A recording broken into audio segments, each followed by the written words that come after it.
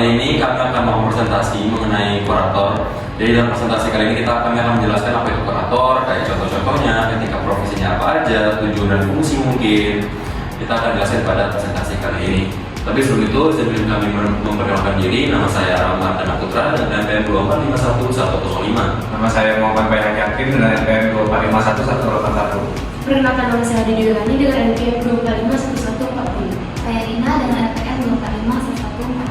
Saya Nida Bulimulima dengan NPM 2451003. Saya Samsudani dengan NPM 2451144. Saya Junida dengan NPM 2451015. Oke, kita mulai dari pengertian dari kurator sendiri. Kurator adalah pihak yang ditunjuk oleh pengadilan untuk mengurus dan membereskan harta debitor yang dinyatakan pailit sesuai dengan ketentuan dalam Undang-Undang Nomor 37 Tahun 2004 tentang kepailitan dan penundaan kewajiban pembayaran utang atau UU Kepailitan.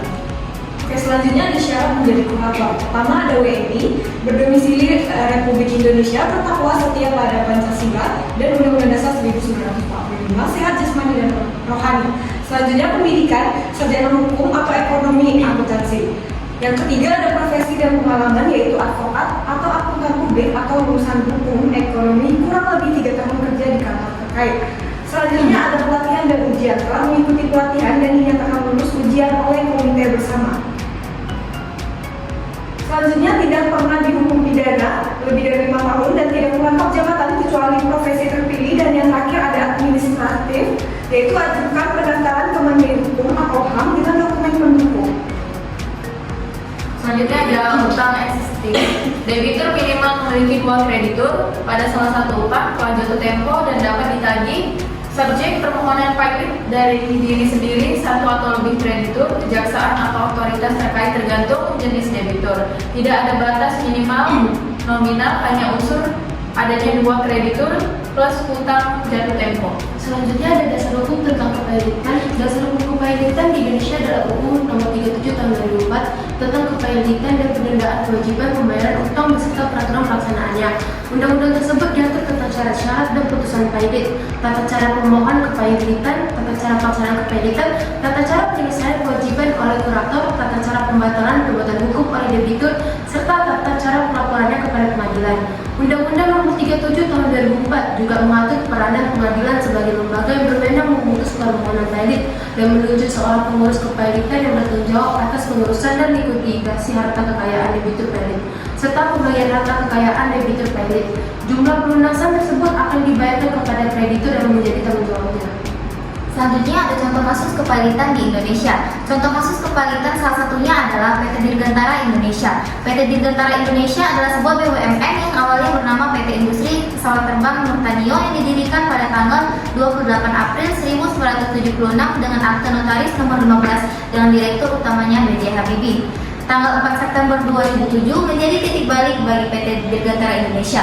Pada tanggal itu, gugatan karyawan untuk mempailitkan PT Dirgantara dikabulkan oleh Hakim Pengadilan Niaga karena dinilai tidak mampu membayar utang berupa kompensasi dan manfaat pensiun serta jaminan hari tua kepada mantan karyawannya yang diberhentikan sejak 2003.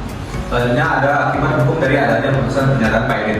Putusan pernyataan pailit tentunya mengakibatkan hukum-hukum tertentu. Hal ini diatur dalam pasal 24 ayat 1 Undang-Undang 37/2004, yaitu debitor demi hukum kehilangan haknya untuk menguasai dan mengurus kekayaannya yang termasuk dalam harta pailit sejak tanggal putusan pernyataan pailit diucapkan. Akibat hukum pailit bagi orang-orang perseorangan adalah dia demi hukum kehilangan haknya untuk menguasai dan mengurus kekayaannya. Dengan jatuhnya putusan pernyataan pailit, maka terjadilah sikap umum kepailitan. Seluruh harta orang perseorangan yang dinyatakan pailit akan dilakukan pengurusnya dari pemberesannya oleh kurator di bawah pengawasan hakim pengawas, digunakan sebagai jaminan bersama untuk para kreditor.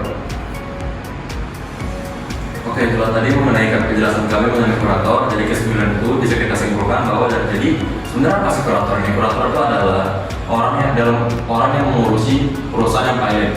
Kita harus tahu dulu nih, itu apa sih? Mungkin tadi dijelasin pailit. Kita mungkin tidak tahu apa itu pailit. Pailit itu adalah keadaan kondisi hukum di mana suatu perusahaan dia misalnya ngutang sama suatu bank, tapi dia masih bayar, pasti dia bangkrut, atau dia bangkrut. Disitulah jadi itu dinamakan pailir. Nah, kalau udah pailir itu, si debitur sang si pemilik CEO-nya ini dia punya hak lain untuk mengatur. Nah, disitulah tugas kurator untuk mengatur sisa-sisa harta-harta dari pinjaman tersebut yang pailir itu perusahaan tersebut. Mungkin itu saja presentasi kami mengenai kurator. Jika ada kurang lebihnya mohon dimaafkan. Wabillahi taufiq wal hidayah. Wassalamualaikum